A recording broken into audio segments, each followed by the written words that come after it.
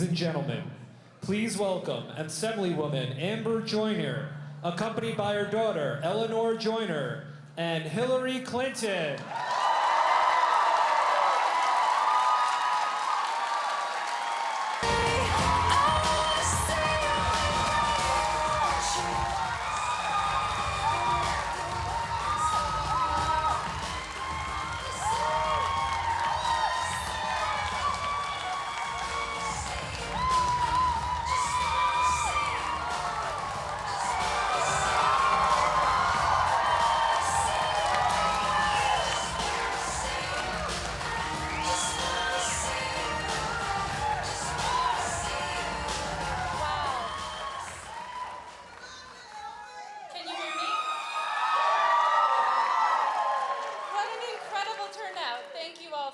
Tonight.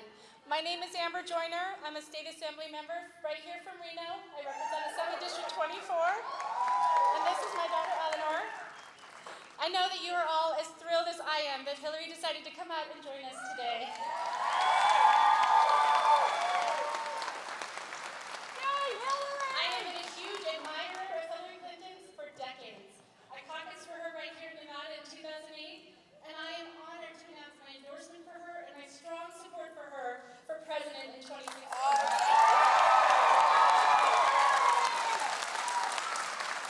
support Hillary for many, many reasons. We would be here all day if I listed them all, as I'm sure you all have similarly long lists. But I just wanted to mention a couple really quickly. First of all, I vividly remember the first time I knew who Hillary Clinton was. I was in high school, I was on the debate team, and we were debating healthcare reform. Do you all remember that in the 90s? I just remember how impressed we all were at how hard she fought for healthcare reform and for all of our families. And she helped 8 million children get health insurance back then. And I know that as president, she will continue that fight.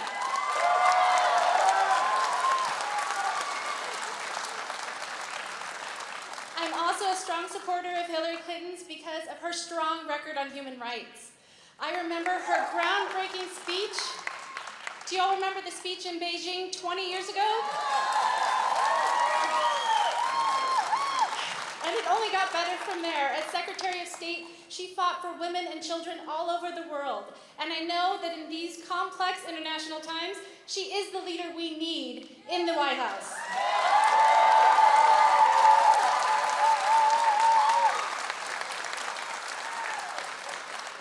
And finally, as a mom, I support Hillary Clinton because I want Eleanor and her little brother Stuart, and I don't know where he is, to have a bright future with all of their friends. And I know that with Hillary Clinton in the White House, Eleanor has a chance to have equal pay for her equal work.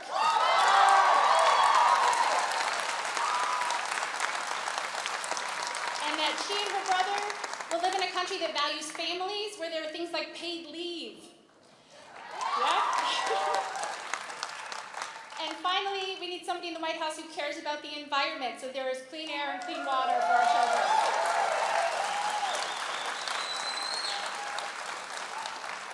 Eleanor's thrilled to be here today.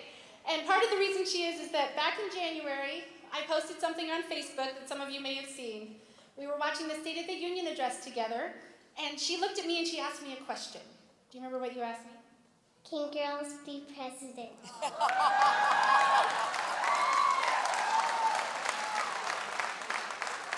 It still makes me tear up. I didn't know whether to laugh or cry at the time. But what did I say? Of course, girls can be president. Of course, girls can be president.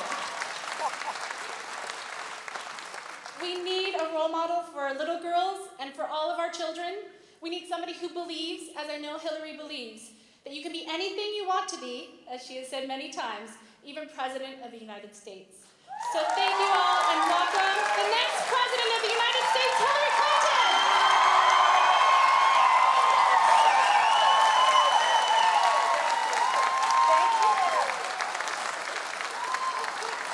Thank you so much, Amber, and thank you, Eleanor. I am thrilled to have have Amber's endorsement, and it means a lot to me, and I am thrilled to have Eleanor's endorsement as well. I want to start by thanking the school for having us all here. Pine Middle School, thank you very much. And Washoe County School District and Tracy Davis, Superintendent, thank you for letting us hold this event here. I want to thank the Reno Gay Men's Chorus. Thank you so much for that stirring entertainment. And all of you for being here with me today. I am glad to be back in Reno, glad to be having this chance to talk about what's at stake in this election and to get you to start thinking about what we need when we look to the future for our country. Now, I'm going to start by saying something that happens to be true, but whenever I say it, my Republican friends don't like me to say it, and that's this. What is it? Our economy does better when we have a Democrat in the White House.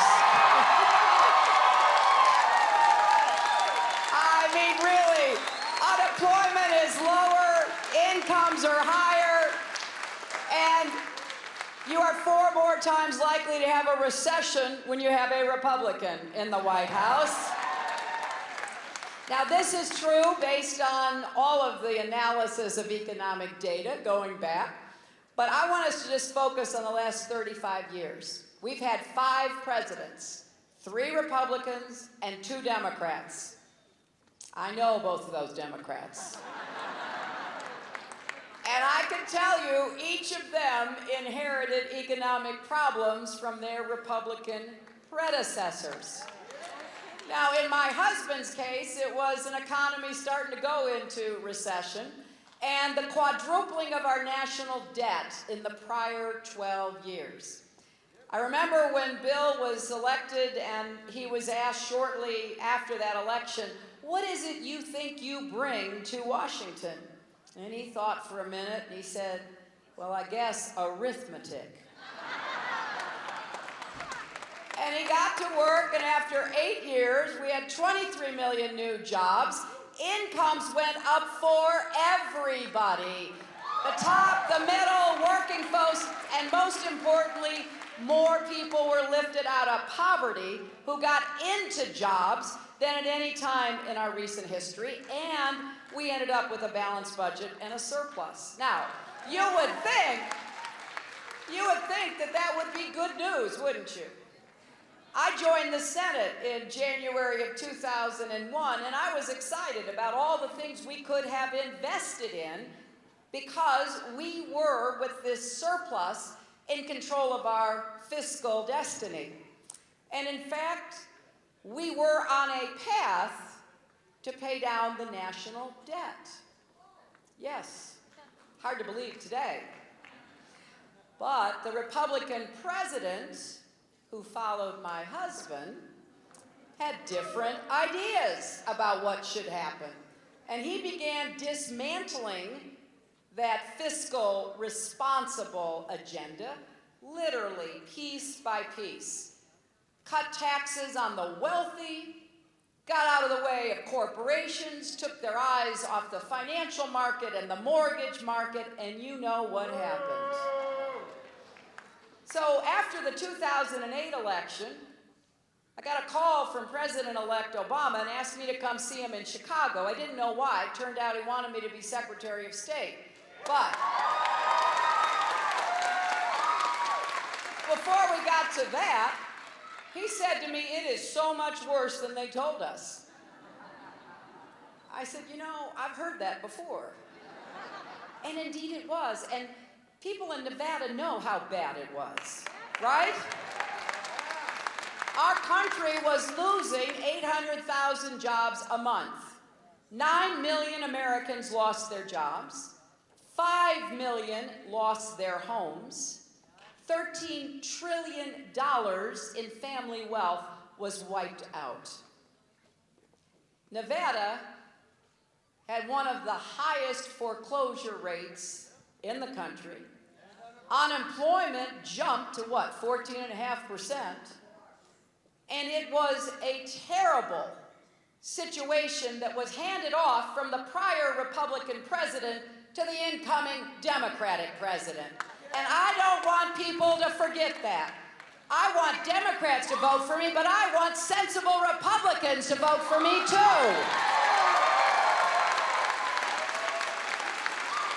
The only way the Republicans can win this election is if they can induce a state of amnesia in all of us. Now, I don't think President Obama gets the credit he deserves for making sure we didn't fall into a Great Depression.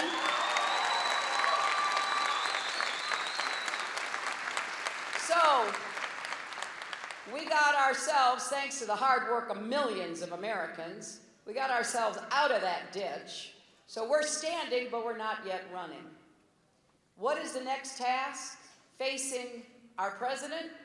Well, I'll tell you. I'm going to do everything I can to create more good-paying jobs and to raise incomes because Americans need a wage increase, which we haven't had in years. I'm going to build on what we've achieved. We've recovered 13 million jobs. The president's policies saved the auto industry, began the crackdown on Wall Street through Dodd-Frank, passed the Affordable Care Act,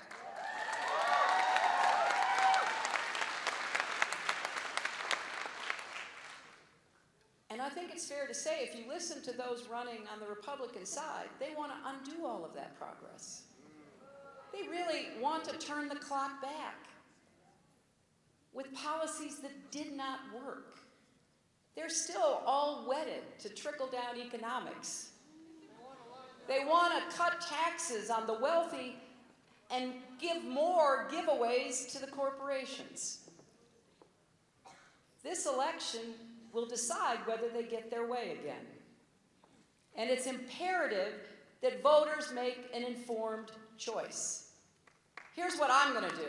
I'm going to make sure we create more good-paying jobs. And here are a couple of things that I've already proposed or will be in the weeks and months ahead. Number one, we can create millions of good jobs in repairing and building and maintaining the bridges, the roads, the tunnels, the airports, the ports, the rail systems. This, my friends, this should be a no-brainer. This is not only good to create jobs, this will make us more competitive as an economy. There's so much work to be done. It's good work. I think that it's just hard to explain why the Republican Congress won't pass a highway bill. When I was in the Senate, we had our differences, but we ended up agreeing and we passed a highway bill. They can't even decide that. So projects are held up, there's unpredictability, people can't be hired. This is not the way to get things done in America. Number two, I believe there are millions of good-paying jobs to be had from clean, renewable energy. And now, I also happen to think climate change is real, and we should be combating it and trying to avoid the worst impacts. You know what they say on the other side when they're asked about climate change. They all say, well, I'm not a scientist. You know, my response to that is, go talk to a scientist. There are a lot of them around. You can go to the university here in Reno. I'm sure we can find a couple to talk to you about it.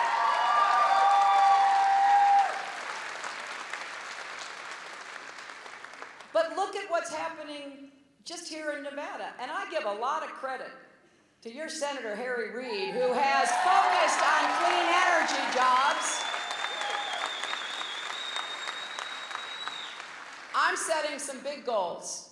I want us to see if we can't get 500 million more solar panels installed by the end of my first term and enough clean energy to power every home by the end of my second term. think it's way past time that we took the subsidies for oil and gas and put them to work for clean, renewable energy jobs.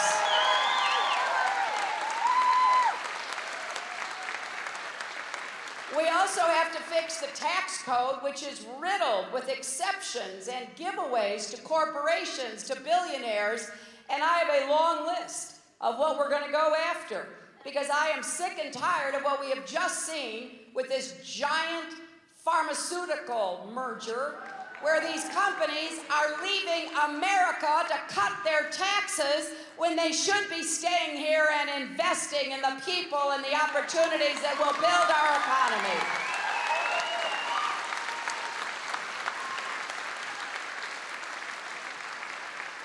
Look, it's very simple for me. The wealthy pay too little, and the middle class pays too much. Every single one of the proposals I am making, I will tell you how I will pay for it, but I will not raise taxes on the middle class. I want the middle class to be strong and growing again. There's also a lot of opportunities in helping small business start and grow.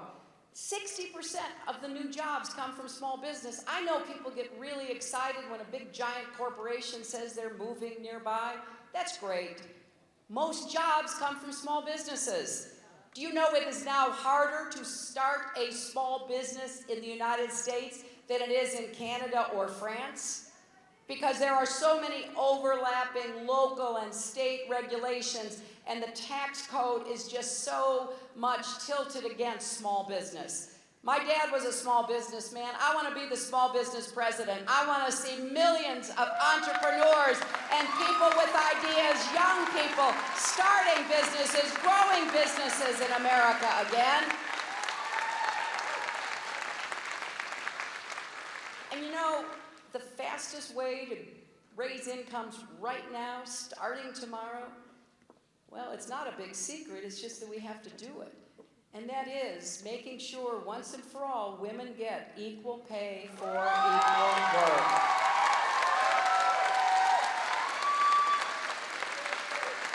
You know, I know there are some folks around who say, well, you know, is that really still a problem? Well,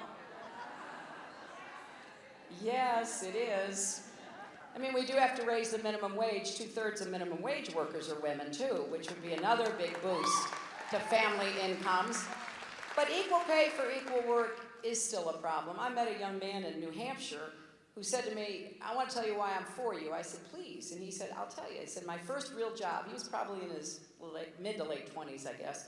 He said, my first real job was working as a cashier in the same store where my mother had worked for 4 years. He said, I was really proud. It was like a job where I got dressed and went to. And he said, so I brought my paycheck home the first time after 2 weeks, and I showed my mother, and I saw her face fall. And he said, he asked her, what's wrong? And she said, they're paying you $1 more an hour than they pay me, and I've been there 4 years. And I said to him, I said, why do you think that happened? He said, well, I'll tell you what I found out. I said, because I asked the manager, and the manager said, you know, we like young men like you because we would put you on a track maybe to be a manager. And the young man said to me, well, what about my mom? You know, she's the one who raised me to be responsible. She's the one who taught me how to be a good worker. Why wouldn't you consider her? So I'm going to keep talking about this, even though, you know, the Republicans, they dismiss it. They act like it's not a problem. I honestly don't know who they spend their time talking to. I would love to find out, because it sure is disconnected from the reality that I see out and around the country. And I also want to make sure that we do everything we can to prepare our young people to succeed in the workforce. And there are some big gaps. You know, I'll do whatever it takes to work to improve elementary and secondary education.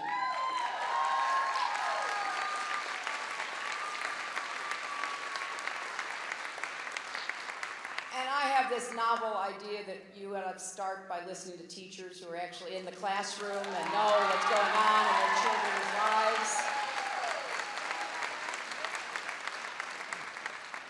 But you know, a lot of kids get to school behind and they never catch up, don't they? That's why I believe in early childhood education and universal pre-kindergarten, because I think talent is universal, but opportunity isn't. By that I mean, there are so many kids right here in this city, in this county, in this state, who are just as smart as anybody else, but may never have the opportunity to live up to their God-given potential. So I want to do more to help those kids who are getting to school not ready, and then we turn to the teachers and we say, well, okay, you fix it. 80% of your brain is formed by the age of 3. So a lot goes on before you ever show up in school. And the more we can support the importance of early childhood education, the better our kids will do in school.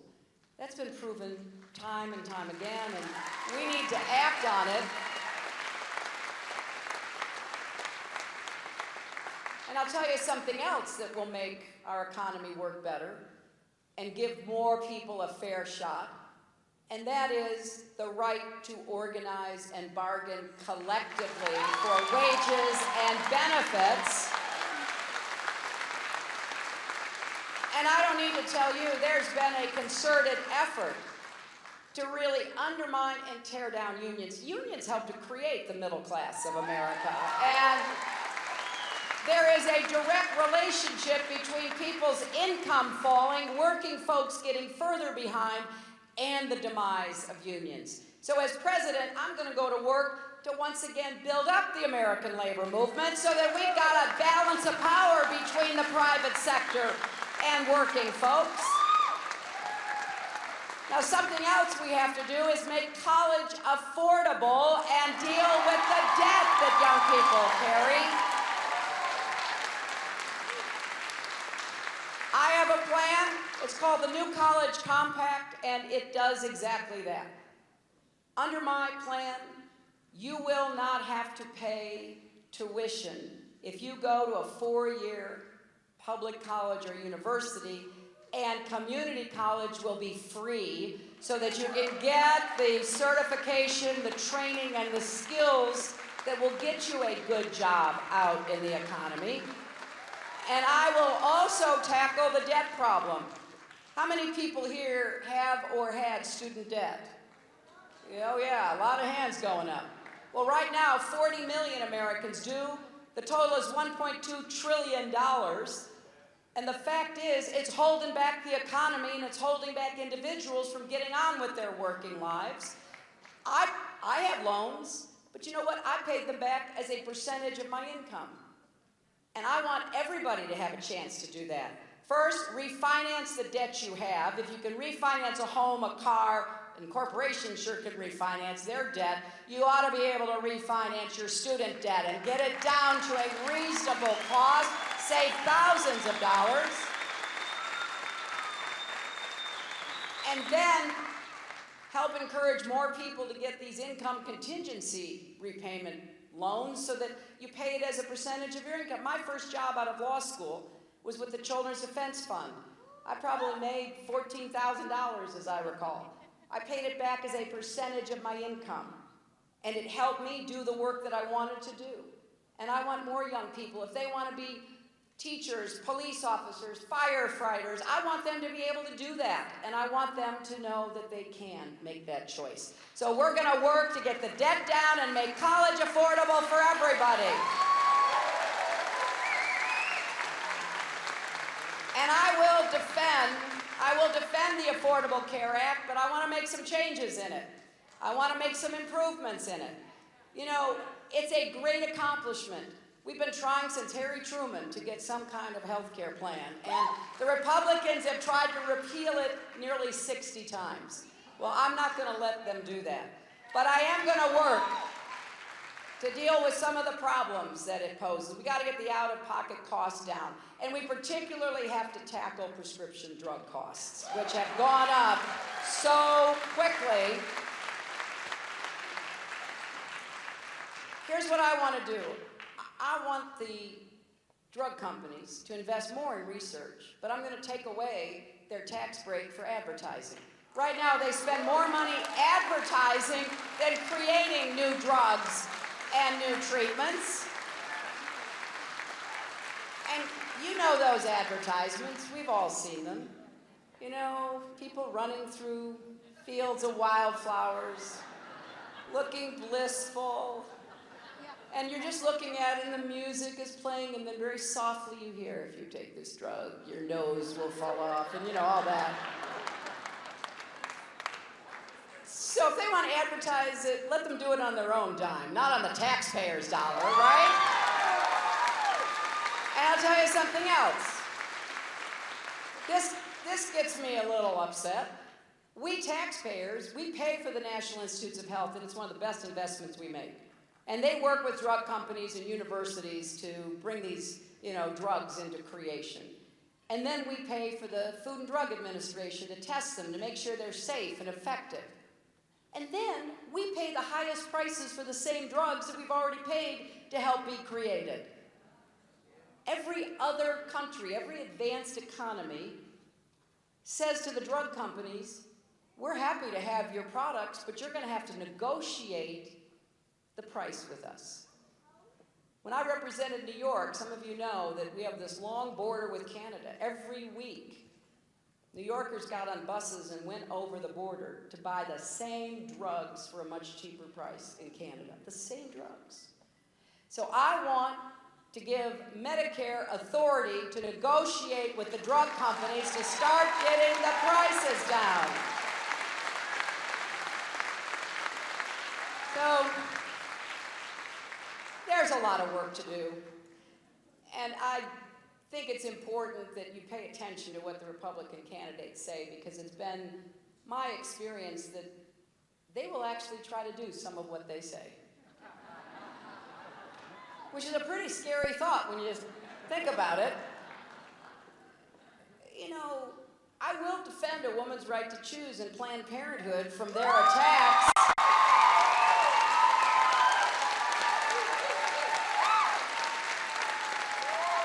And I'll defend marriage equality and try to end discrimination against the LGBT community.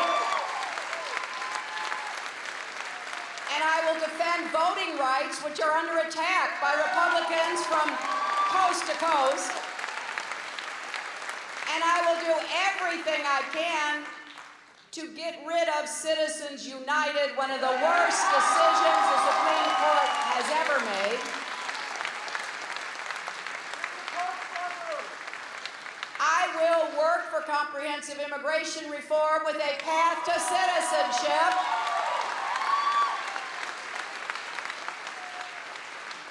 I will not let them privatize Social Security, voucherize Medicare, or privatize the VA.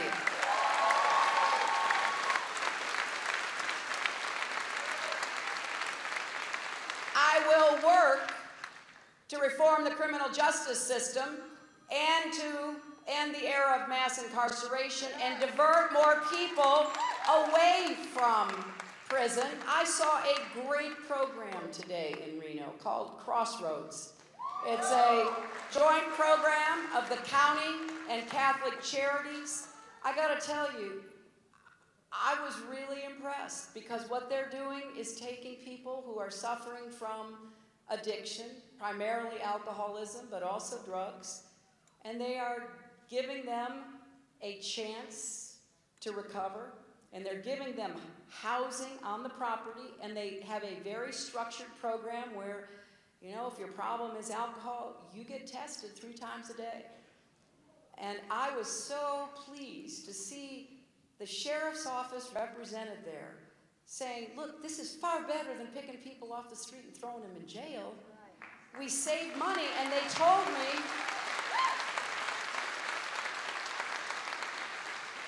that for the first time, the first year they ran it, the county saved $4 million.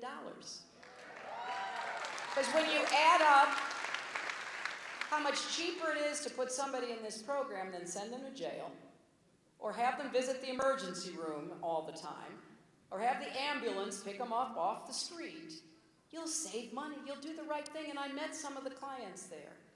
who told me that this was giving them a chance, a second chance that they never thought they'd have.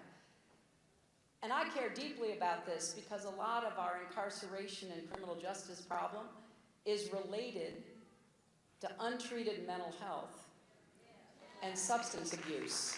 And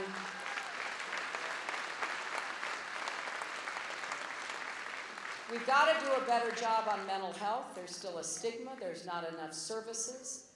And I want to work with states and cities to provide more federal support for systems that take better care of people. And we have to do the same with addiction, both alcohol and drugs. I was interviewed today by a reporter from Elko who told me that they are seeing a spike in suicides.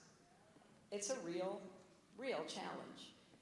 And it is something that we need to do to help other people, but also because it's smart. And if we do it right, we'll actually save money. How can you be against that? So let's deal with the incarceration and the criminal justice problem and mental health and addiction, which often contribute.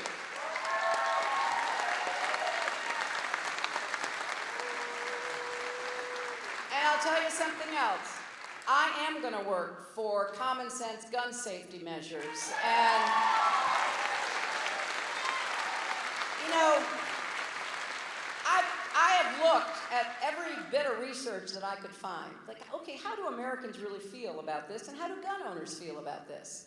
You know, I've told people that I learned to shoot. I've gone hunting. I get it. And what I found is this. When you talk about universal background checks, 92% of Americans favor doing something sensible like that, so we keep guns out of the wrong hands. And 83% of gun owners favor doing that, to keep guns out of the wrong hands.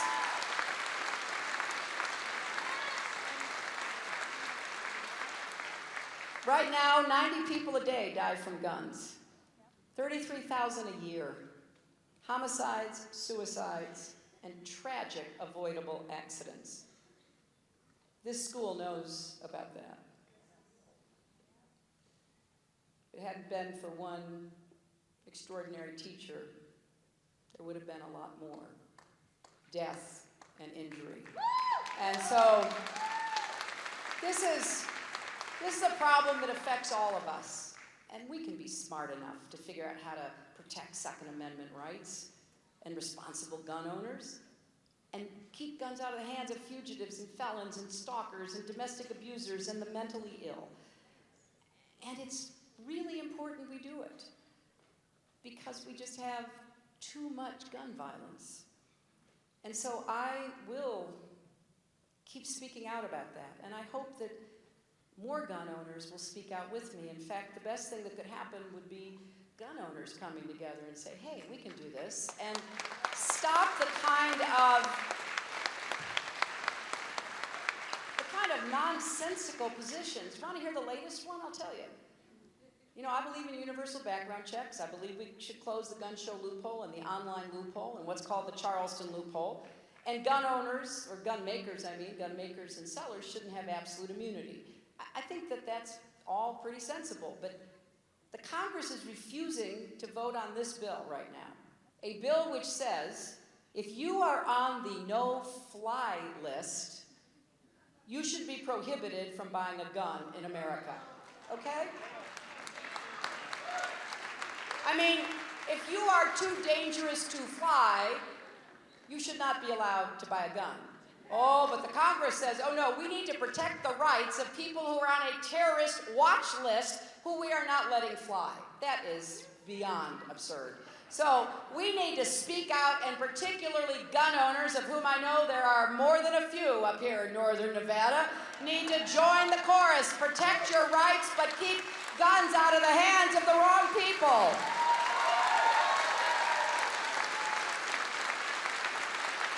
Now, we have a lot of work to do here at home, but we also have to pay attention to what's going on around the world, don't we? And particularly after what just happened in Paris. I gave a speech last week in New York outlining what I would do, because I believe strongly that we must defeat ISIS. We must end their murderous reign and prevent them from not only continuing to wreak havoc, terror, and violence in the area where they are operating, but to export it. So I take a backseat to no one in saying, we do have to work with the rest of the world. The United States has to lead the effort, but we will not be putting American combat troops on the ground in Syria and Iraq to accomplish the mission. What we will do is we will fight them from the air. We will fight them by advising and training and using special forces on the ground. And we will fight them online because they are very sophisticated. They use the internet to recruit and propagandize and celebrate violence. So we do have to bring the world together around this effort, and I outlined what exactly I thought we needed to do to achieve that. But I don't think it's smart for us to act like we are waging war on every Muslim in the world. That is not smart.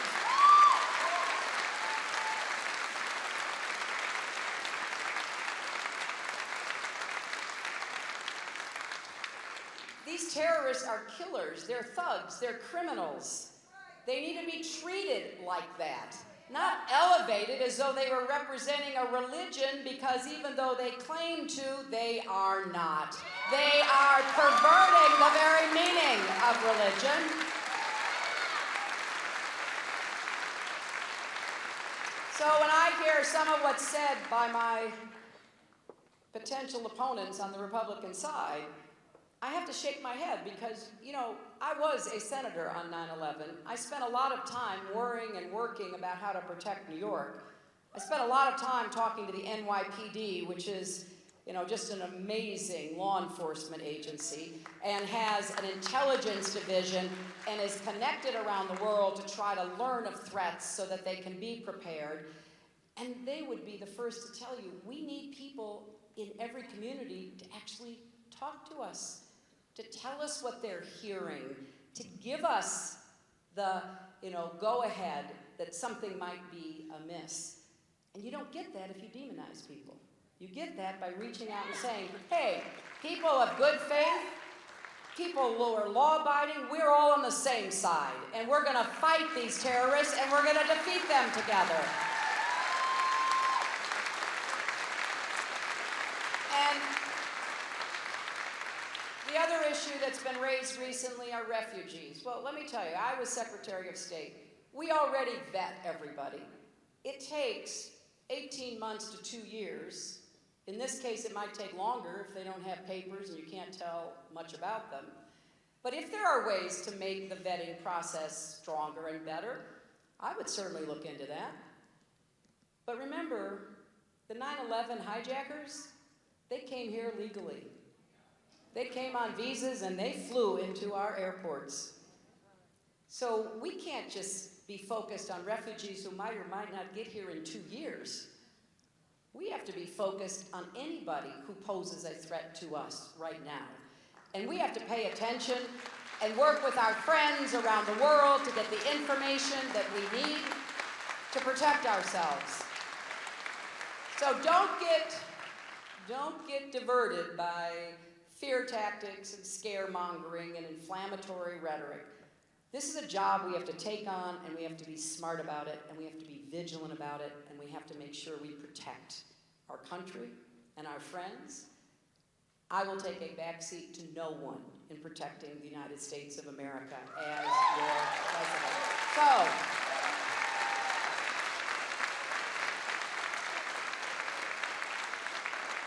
But I can't do any of this without your help. And there's going to be a caucus in Nevada. And I hope we can sign as many of you up as possible. We've got some great people already who are signed up, who are volunteering. They said they'd be precinct captains or, site captains. They're really getting ready, and we need as many of you as we can get to have as big a turnout in the caucus.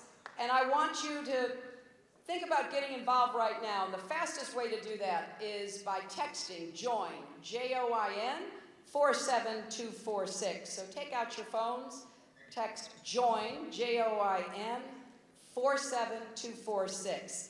And please go to my website, HillaryClinton.com. Be part of this campaign.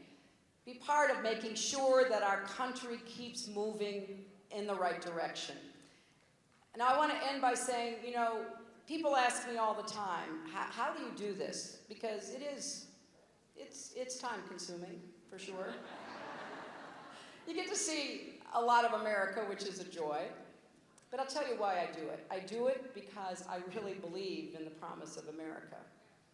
I was raised to believe that. You know, my grandfather came here as a young immigrant, and he went to work in a factory, the Scranton Lace Mills in Scranton, Pennsylvania. And he worked really hard. And he did it to support his family, but he also did it because he wanted to give his children a better life, and he did. All three of his sons went to college. One was my dad. And my dad got out of college in the pit of the Great Depression, and he hopped a freight train to go to Chicago to get a job as a salesman. He worked there, then he went into the Navy during World War II. He came out and he started a small business.